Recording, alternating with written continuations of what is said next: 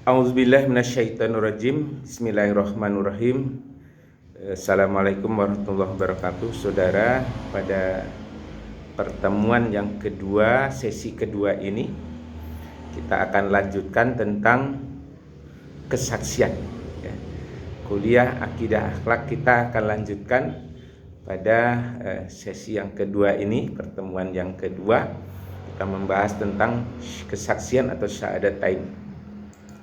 Nah, pada kesaksian ini kalau kita kaji secara lurus dan konsekuen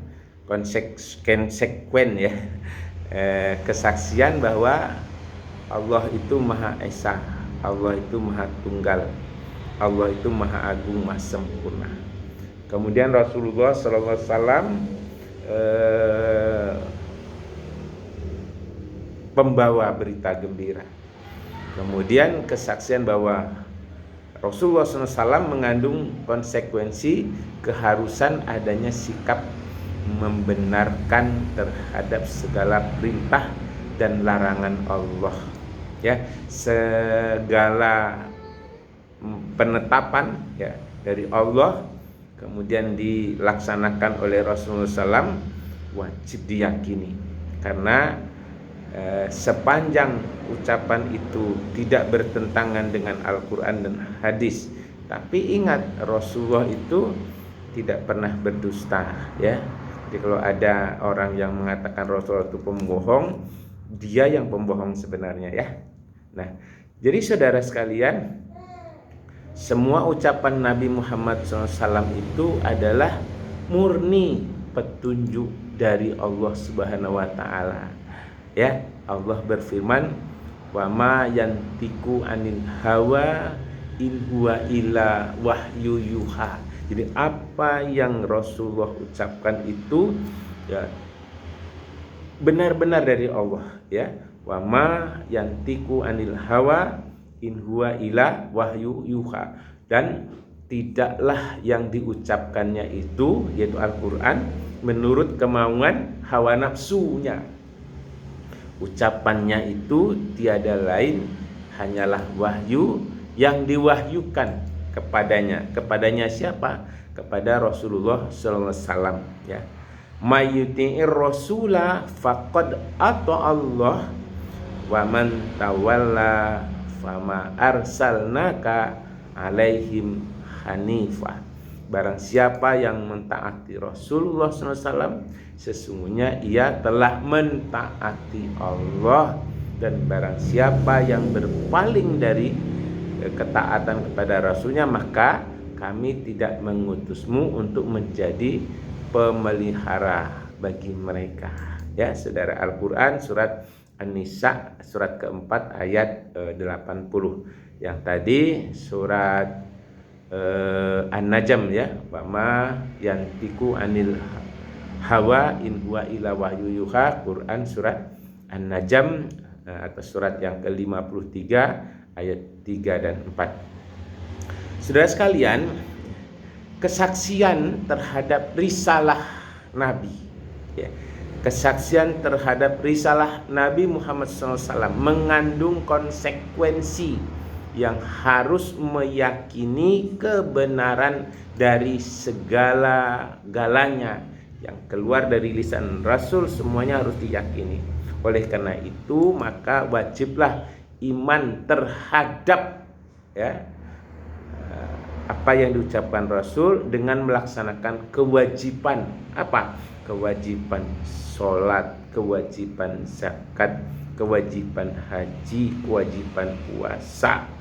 Ya kan? Nah, kewajiban puasa. Kemudian kewajiban apa lagi? Kewajiban terhadap hitungan yang pasti dari rakaat yang sholat, rakaat sholat. Jangan salah kalau sholat itu asal-asalan, tidak, ada pedomannya. Jadi ada hitungannya yang pasti. Zuhur 4 pasti, asar 4 pasti, ya, maghrib 4 pasti, isya 4 pasti, subuh 2 pasti. Tidak boleh ditambah, tidak boleh dikurangi. Itu hitungan yang pasti. Nah, kemudian kewajiban meyakini rahasia yang dikandung di dalam ibadah haji bagi yang naik haji atau umroh. Ya, kewajiban meyakini rahasia yang ada waktu kita melaksanakan ibadah haji maupun umroh. Kewajiban meyakini bahwa ibadah haji ke Baitullah atau Baitul Haram bagi yang memenuhi syarat adalah wajib. Ya, bagi yang memenuhi syarat adalah wajib. Kewajiban melakukan rukun Islam dan rukun iman. Ingat, rukun Islam dan rukun iman. Rukun Islam ada 5, rukun iman ada 6. Ya, jangan hanya tahu aja tapi nggak tahu, nggak ngerti. Ya. Jadi itu wajib. Ya, kewajiban melaksanakan ibadah yang paling utama daripada ibadah haji. Apa itu? Sholat, infak, dia ada yang 5 tadi, ada yang 6 tadi. Ya. Yang 6 itu yang perlu diyakini, yang 5 ini wajib. Sholat, mengucapkan 2 kalimat syahadat, rukun Islam ya, kemudian dia sholat, ya, kemudian dia puasa, kemudian dia zakat, kemudian dia haji. Wajib ini. Tak ada tawar menawar, ya, tak ada tawar menawar. Dia wajib dilaksanakan. Ya, karena itu adalah perintah Allah. Kalau sudah perintah Allah, sami'na wa ata'na, aku dengar, aku laksanakan. Bukan sami'na wa asoina, aku dengar tapi aku tak mau melaksanakan. Ya, itu adalah orang-orang kafir. Orang-orang kafir. Nah, rukun iman tadi ya yang disebutkan, maka baginya wajib juga dipercayai. Amantu billah, iman kepada Allah, wa malaikati, para malaikat-malaikat, wa kutubi, kepada rasul-rasul. Diiman kepada Allah utama, pada malaikat utama. Ada malaikat, ada bangsa jin, ada bangsa ruh, ada benda-benda, ada benda nyata, ada benda yang tidak nyata. Benda yang nyata, bumi, langit yang kita lihat sekarang ini nyata. Ada benda yang tidak nyata, yaitu dia alam malaikat. Allah lah jelas, tapi Allah menciptakan yang tidak nyata. Tidak bisa pakai alat, tidak bisa pakai teropong, yaitu para alam malaikat dan alam jin, alam ruh. Ya, cuman kita disuruh percaya iman kepada malaikat, tidak beriman kepada bangsa jin. Bangsa jin cukup bahwa iblis, setan, bangsa jin itu ada. Ya. Tapi kita wajib iman kepada malaikat. Karena malaikat pembawa kebaikan, sedangkan bangsa jin atau bangsa iblis, bangsa syaitan laknatullah, membawa kepada jalan kesesatan. Nah, dalam arkanul iman juga harus dilaksanakan itu. Artinya apa? Ya, wajib iman itu misalnya iman terhadap barang-barang yang memang diperintahkan, tapi harus menghindari apa? Menghindari apa saja yang diharamkan. Ya, menghindari apa saja yang diharapkan, menghindari riba, menghindari minuman keras, menghindari taruhan judi miras, berzina, mencuri, ya, madat, ya, atau candu, ngomong yang tidak baik, apalagi mengupat, mencela, mencaci maki. Karena kadang dia tidak sadar, ya, mengupat, dikit-dikit mengupat, kepleset mengupat, jadi kebiasaan. Ini yang tidak boleh dalam Islam. Tapi yang bagusnya dengan ucapan yang baik. Lupa, astagfirullahaladzim. Kepleset, astagfirullahaladzim. Ya kan? Mau marah, astagfirullahaladzim. Emosi apapun, istighfar, astagfirullahaladzim. Itu baru namanya iman. Baru dikatakan seorang beriman yang seperti itu. Jadi kebiasaan astagfirullahaladzim. Mau makan bismillah. Selesai makan alhamdulillah. Semua urusan, apapun urusannya yang baik-baik, diawali dengan bismillah, diakhiri dengan alhamdulillahirabbil alamin. Wajib pula beriman bahwa ada ancaman. Ya. Tapi bukan berarti termasuk arkanul iman tadi. Tapi harus percaya bahwa di dunia ini akan ada ancaman, ada siksa, ya, ada larangan-larangan. Jadi saudara suatu saat akan ada diancam. Misalnya saudara kuliah, saudara tidak mengikutinya dengan sungguh-sungguh, kemudian tidak merekamnya di dalam pikiran, maka diancam untuk diulang kembali kuliahnya, ya. Nah, begitu juga sekolah juga demikian. Ancamannya tidak naik kelas, tidak lulus. Kalau kuliah diulang, kuliahnya diulang.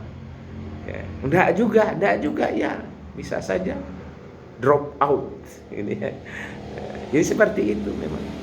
Demikian itu.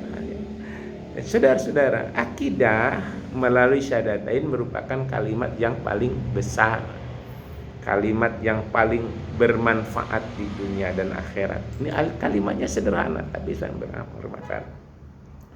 Orang yang dilimpahkan kalimat syahadatain oleh Allah mesti mengetahui nikmat tersebut, bahwa itu tadi adalah nikmat. Lalu ia mesti berusaha menjaga dan memelihara secara terus menerus. Jadi kalau kita sudah mengucapkan 2 kalimat syahadat, ya, kita harus dipelihara, kita harus pelihara ucapan itu sampai akhir hayat. Makanya kita disuruh sholat minimal 9 kali, ya, minimal 9 kali mengucapkan 2 kalimat syahadat dengan cara sholat. Nah, ya, dengan cara sholat. Saudara, kalau syahadatain itu kemudian dicampuri dengan maksiat, ya, nah, wah ini berbahaya. Maka syahadatainnya bisa batal, ya. Nah, bisa batal, ya. Buah dari iman dapat menjauhkan diri dan berakhlak mulia kalau memang benar-benar tadi dengan syahadatain. Tapi kalau dia iman tapi tidak juga bisa menjauhkan diri dari akhlak yang buruk, berarti dia imannya belum sempurna, ya. Nah, buah iman menjauhkan akhlak buruk dan maksiat yang berupa lawan keduanya. Kata Rasulullah SAW, seorang penzina tidak akan berzina jika ia adalah seorang mukmin. Dia tidak akan berzina kalau dia seorang mukmin. Dia tidak akan minum minuman keras kalau dia seorang mukmin. Dia tidak akan mencuri kalau dia seorang mukmin yang sejati. Ya, saya ulangi, dia tidak akan mencuri, tidak akan mengambil hak orang kalau dia benar-benar beriman dan imannya itu iman sejati. Tapi kalau hanya di lidah saja, ya bisa saja sendal orang diambil, sepatu orang diambil, ya, pena orang diambil, handphone kawannya diambil, karena di dalam hatinya belum sempurna imannya. Kalimah asyhadu alla ilaha illallah wa asyhadu anna muhammadar rasulullah itu belum sempurna di sini. Nah, belum sempurna. Kedua kalimah asyhadu alla ilaha illallah wa asyhadu anna muhammadar rasulullah atau syahadat itu pengaruhnya sangat besar sebetulnya dalam membersihkan jiwa, ya, sangat besar. Ia dapat meluruskan akhlak, akhlak yang bengkok-bengkok diluruskan. Itu yang disebut dengan akhlakul karimah, akhlak mulia. Nah, lawannya akhlakul mazmumah, akhlak yang tercela. Nah, jadi akhlakul karimah, akhlak yang mulia, akhlakul mazmumah, akhlak yang tercela. Nah, di dua kalimat syahadat itu bisa membersihkan jiwa kita. Ya, kalimat tadi dapat meluruskan akhlak, ya. Kemudian memperkuat ikatan sosial. Gimana ikatan sosialnya? Ya membantu orang, tidak bisa membantu dengan uang, harta benda, membantu dengan tenaga. Tidak juga mampu dengan tenaga, minimal mendoakannya. Minimal doa yang baik-baik, bukan doa yang tidak baik, doanya yang baik-baik untuk orang. Kalau mendoakan yang tak baik, bagaimana kalau orang lain pula mendoakan kita yang tidak baik? Nah, oleh karena itu, biasakan diri berdoa yang baik-baik untuk keluarga, untuk diri sendiri, untuk keluarga, ya. Kedua ibu bapak, kakek, nenek, tetangga, kerabat, orang-orang yang pernah berjasa, orang-orang yang pernah membantu, orang-orang yang pernah menolong. Itu didoakan kepada kebaikan. Kalau bisa ditolong dengan tenaga, kalau lebih dari itu dengan harta. Dengan harta. Ya. Jadi seperti itu dalam jiwa sosial. Jadi ikatan sosial itu berjalan. Dalam kesaksian asyhadu an la ilaha illallah wa asyhadu anna muhammadar rasulullah itu menjadi saudara. Innamal mu'minuna ukhwah. Ya, sesungguhnya orang mukmin itu bersaudara. Jadi diikat dengan persaudaraan dengan dua kalimat syahadat. Dalam kesaksian bahwa tidak ada Tuhan selain Allah, ada pemerdekaan atau kemerdekaan akal, ya, dari keraguan-raguan, dapat menyucikan jiwa, ya, yaitu merupakan penyucian jiwa dari berbagai penyakit-penyakit syirik. Ya, dari penyakit syirik. Percaya pada jimat-jimat, percaya pada dukun-dukun, ya. Nah, pakai jimat, dah ada apa-apanya itu. Pakai jimat nggak ada apa-apanya. Pakai cincin keramat, nggak ada cincin keramat.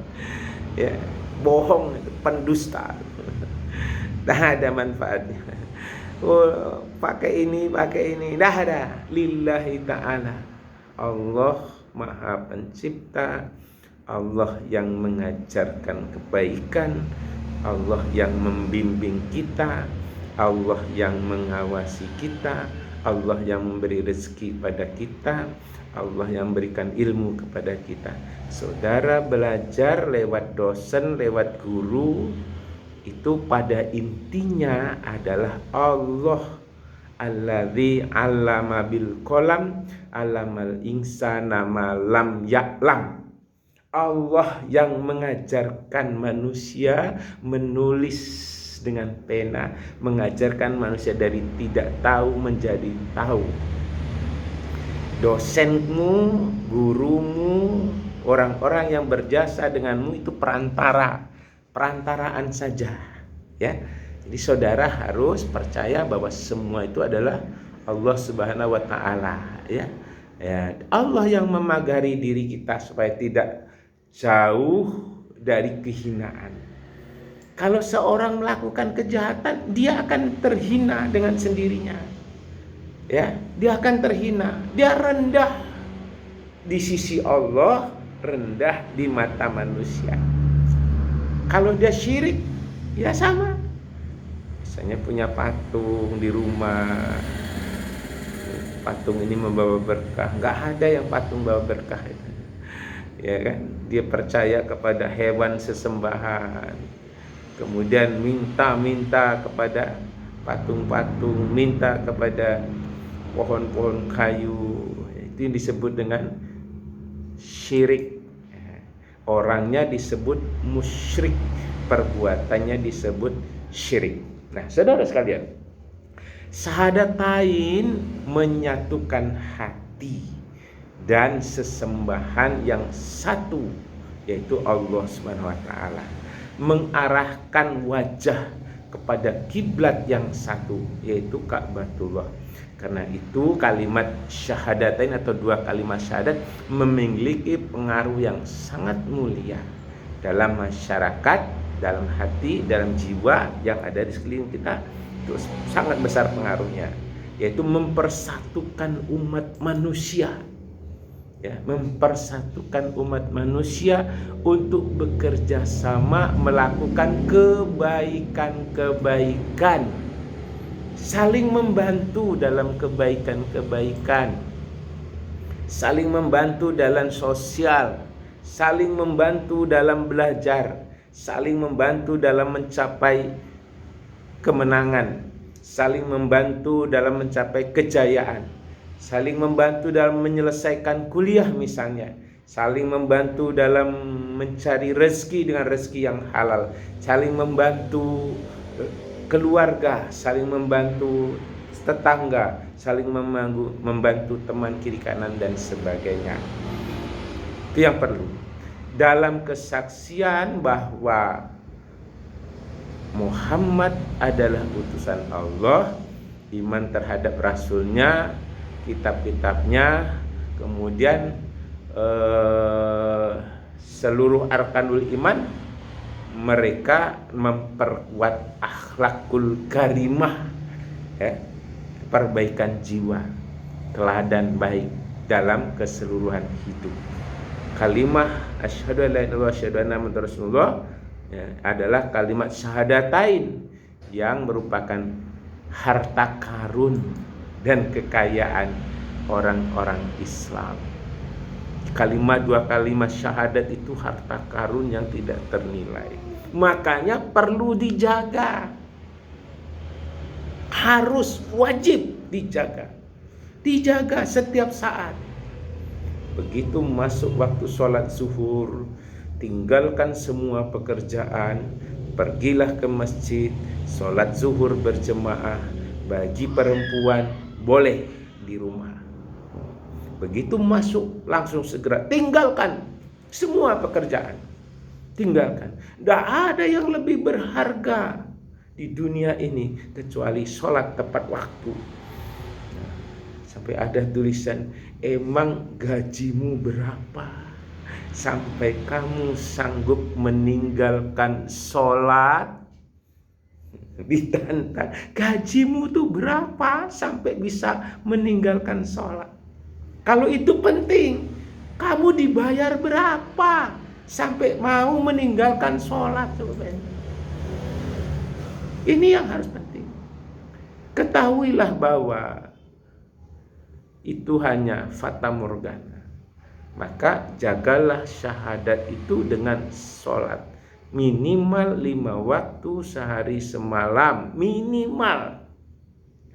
Tambahkan dengan sholat-sholat sunat. Sholat sunat yang ada, yaitu yang mengiringi sholat fardu, namanya sholat sunat rawatib yang muakkad. Itu ada 12 rakaat. Mengingatnya mudah. Ya. Sebelum sholat zuhur 2 rakaat, sesudah sholat zuhur 2 rakaat. Hanya sholat zuhur yang sebelum dan sesudah. Selebihnya asar sebelum asar, subuh sebelum subuh, maghrib sesudah maghrib, isya sesudah isya. Jadi seperti itu. Itu menjaga. Jadi khusyuk, enak, tawadhu. Kemudian apa lagi? Dijaga dengan sholat. Tambahkan dengan sholat-sholat sunat lainnya selain yang rawatib tadi. Misalnya bangun lebih awal. Awalnya sulit. Awalnya sekalipun dia bertitel doktor, ya, sudah bergelar profesor, kalau dia biasa bangunnya jam 4, gitu ya, kemudian sholat tahajud, awalnya sulit, lama-lama jadi kebiasaan.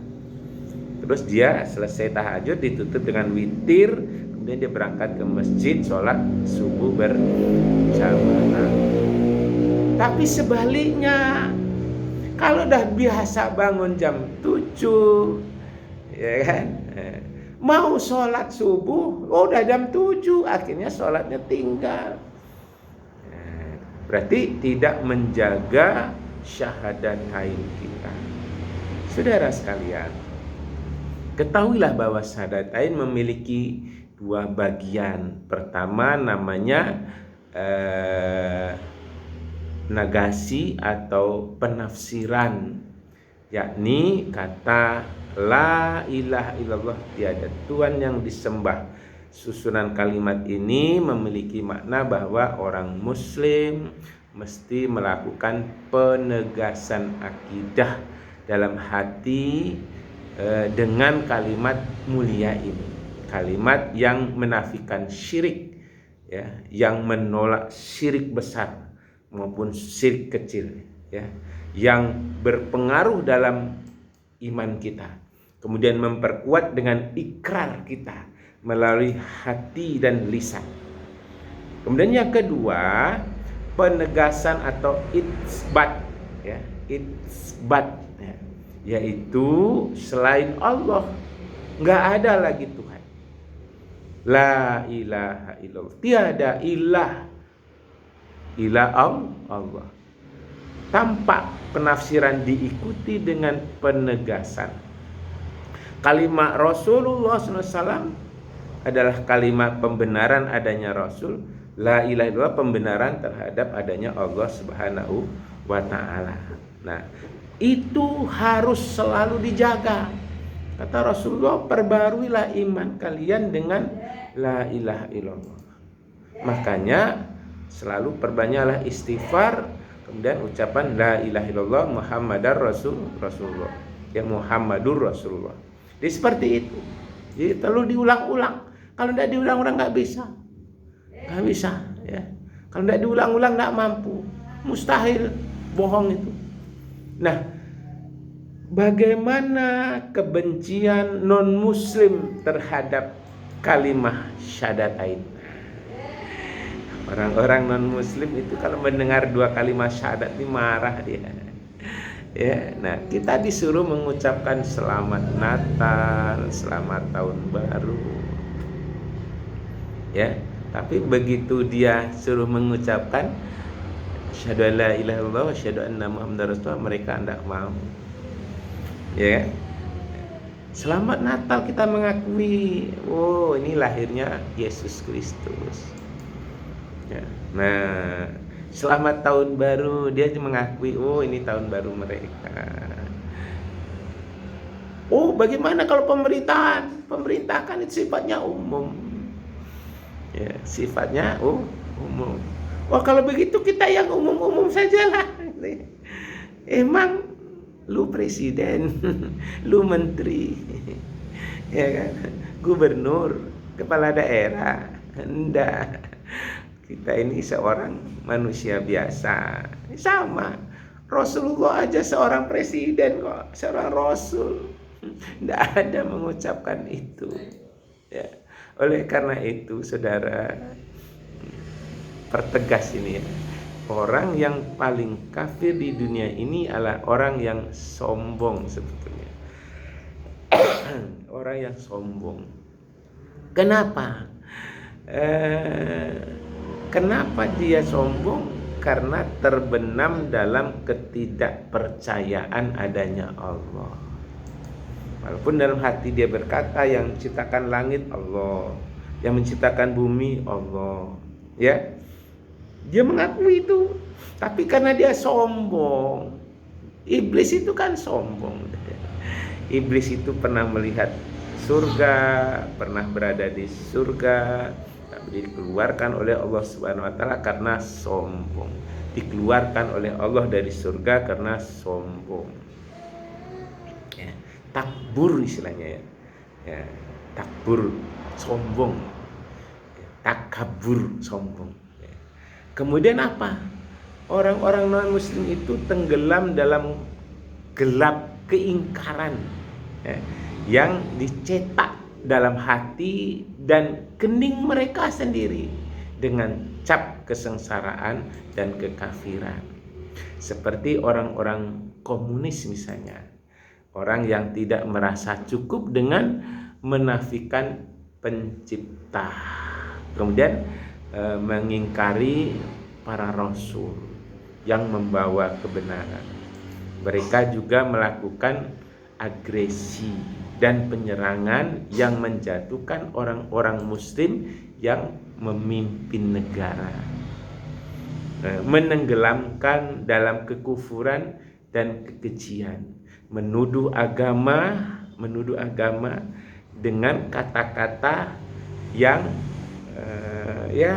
menyepelekan lah.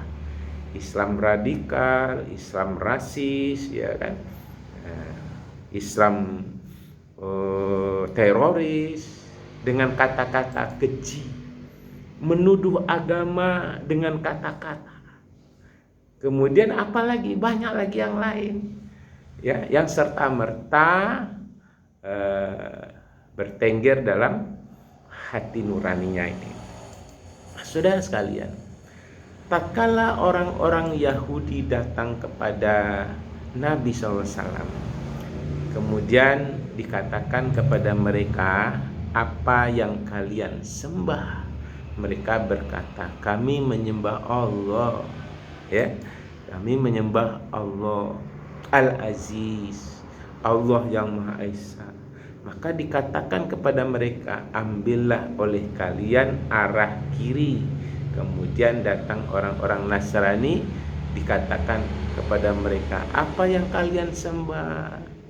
Mereka berkata, menyembah Allah. Tapi ada lagi di sana tambah masih dikatakan kepada mereka, ambillah oleh kalian ke arah kiri. Kemudian datang lagi orang musyrik, dikatakan kepada mereka, tiada Tuhan selain Allah. Mereka masih bersikap sombong. Kemudian dikatakan lagi pada mereka, tiada Tuhan selain Allah. Mereka tetap bersikap sombong. Maka tempatnya di sebelah kiri. Saudara sekalian, orang mukmin haram sombong. Apa yang disombongkan sama dia? Kekayaan sementara aja, ya. Jabatan sebentar saja, ya. Yang kekal abadi itu adalah amal ibadah, kemudian ilmu yang bermanfaat, ilmu yang bermanfaat untuk dirinya sendiri dan orang lain. Kemudian diamalkan ilmunya. Itu apa sombong? Semuanya sirna. Apa yang kita punya sirna? Itu dunia.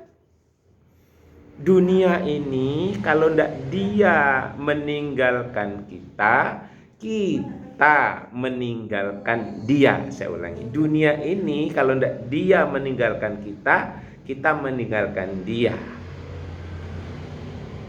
Ya, cepat atau lambat itulah dia. Oleh karena itu, jangan mengikuti langkah-langkah mereka, tapi ikutilah petunjuk Allah. Anda punya motor, mereknya Yamaha, pedomannya harus pedoman dari Yamaha. Anda punya motor Honda, pedomannya harus motor Honda. Anda punya mobil, pedomannya harus mobil yang mengeluarkannya. Kalau mobilnya Toyota, dari Toyota. Kalau mobilnya Xenia, dari Daihatsu, begitu seterusnya. Nah, Islam rahmatan lil alamin. Pedomannya adalah Al-Quran. Kalau saudara menggunakan pedoman selain Al-Quran, nggak nyambung. Kenapa? Nah, mereka orang-orang yang musyrik, orang-orang munafik, orang-orang fasik, orang-orang zalim salah menggunakan pedoman. Ya, salah menggunakan pedoman. Oleh karena itu, pedomannya harus dari Al-Quran. Orang Islam harus berjuang untuk meluruskan iman. harus berjuang untuk memperbarui syahadatain kita. Oleh karena itu supaya kita lebih baik. Nah, kalimah la ilaha illallah adalah suatu tata cara yang diberikan nikmat dari Allah kepada kita. Adalah suatu tata cara dan pedoman hidup, bukan hanya susunan kata-katanya. Maka kalimat itu arti dan maknanya sangat luas. Jika kita mengucap la ilaha illallah, ya, artinya luas itu. Mengucapkan la ilaha illallah berarti tidak mengakui adanya Tuhan selain Allah. Nah, itu konsekuensinya. Itu yang pertama. Kalau saudara mengucapkan la ilaha illallah, konsekuensinya tidak mengakui Tuhan selain Allah. Yang kedua, antara la dan ilaha, ya, kata pengukuhan terletak pada dasar akidah. Jadi la ilaha illallah itu la, tidak ilah kecuali Allah. Itu mengukuhkan akidah kita. Jadi setelah dikukuhkan dengan kalimat la ilaha illallah, mantapkan hati. Nah, yang ketiga, la ilaha illallah, kata la di sana adalah kata sanggahan terhadap ketuhanan apapun, baik yang dicintai, yang disayangi, harta benda, kedudukan, pangkat, kekuasaan, kemewahan, maupun apa saja, cantik, wanita cantik molek, ya kan, ganteng, gagah, perkasa, keluarga, dan apapun semua itu akan sirna, cepat atau lambat akan sirna. Nah, tadi udah saya sampaikan, dunia kalau dia meninggalkan kita atau kita yang meninggalkan dia, itulah dia dunia. Maka la ilaha illallah tadi, ya, perisai, ya, perisai. Supaya apa? Mengukuhkan bahwa semua harta benda, kedudukan, pangkat, kekuasaan, kemewahan, ya, kemudian orang-orang yang kita cintai, wanita-wanita cantik, laki-laki yang ganteng katanya, ya. Nah, itu hanya sementara. Kalaupun itu dianugerahkan, itu hanya karunia. Anak-anak yang baik, anak-anak yang cantik-cantik, menyenangkan hati, itu karunia Allah untuk disyukuri supaya menjadi lebih baik. Jadi seperti itu. Nah, saudara sekalian, sesungguhnya kalimat syahadatain meliputi beberapa hakikat dan makna luhur. Ya, kalimat syahadatain meliputi beberapa kalimat dan makna yang luhur.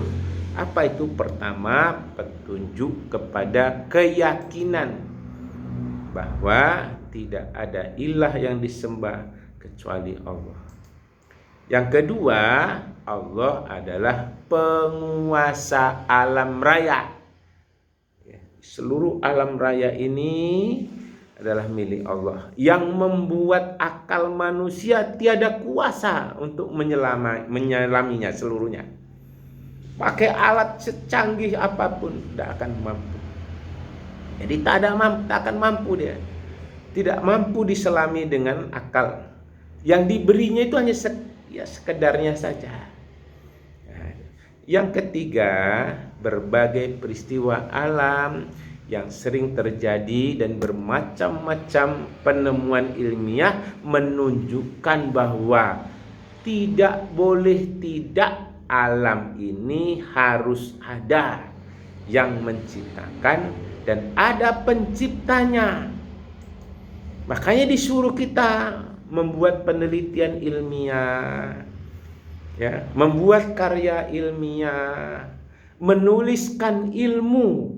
Di ilmu yang kita miliki itu dituliskan ilmunya. Selain ditulis, dicetak, diperbanyak, disebarluaskan. Ada yang gratis, ada yang berbayar. Kalau membeli buku itu sebenarnya akhirnya hanya ongkos cetak.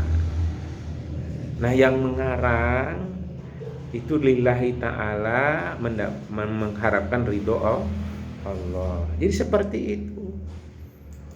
Kemudian saudara sekalian, yang keempat, Allah Subhanahu wa ta'ala itu maha hidup, maha mengetahui atas segala sesuatu, maha bijaksana, maha penyayang, maha sempurna, terhindar dari sifat-sifat yang berlawanan dengan eksistensi zat yang harus dituhankan, zat yang harus disembah, terhindar dari itu semua. Kemudian yang kelima, dialah Allah, tiada Tuhan selain Allah. Dialah yang maha kaya raya, Tuhan yang tidak berhajat kepada makhluknya, tapi makhluk yang berhajat kepada ilahnya. Allah yang tidak kena bahaya oleh karenanya. Sekalipun semua makhluknya ini durhaka kepada Allah, Allah tetap mulia. Semua makhluknya itu menolak kebenarannya, Allah tetap mulia. Allah tetap maha agung. Allah tetap maha sempurna. Allah tetap maha kaya raya. Semua bergantung kepada Allah. Semua makhluk, karena kita diciptakan oleh Allah dan akan kembali kepada Allah. Tempatnya nih ya, pertama di dunia. Kalau kita ini mana? Pertama alam ruh, sudah di alam rahim, sudah di alam rahim, alam nyata, inilah dia dunia. Sudah itu alam barzah, sudah alam barzah, namanya alam akhirat. Di sana ada dua tempat, surga atau neraka. Ya. Nah, kemudian yang keenam, Allah Subhanahu wa ta'ala tempat semua makhluk bergantung, semua makhluk merindukannya, semua makhluk mengagungkannya, semua makhluk patuh, semua makhluk berhak merindukannya. Ya, kenapa? Karena takut kepada Allah, takut kalau menyalahi perbuatannya atas aturan Allah, takut melaksanakan larangan Allah, takut kalau tidak mampu melaksanakan perintah Allah. Dan semua makhluk penuh harap kepada Allah dan hanya bertawakal kepada Allah Subhanahu wa ta'ala. Dan yang terakhir, Allah maha tinggi, sesuatu pengakuan yang tulus bahwa Allah adalah Tuhan yang maha agung. Kami adalah makhluk dan Allah adalah zat yang maha agung, maha pencipta. Ini saja dulu, insya Allah nanti kita lanjutkan pada sesi yang ketiga. Pak tabiru lil absar alakum tatakun.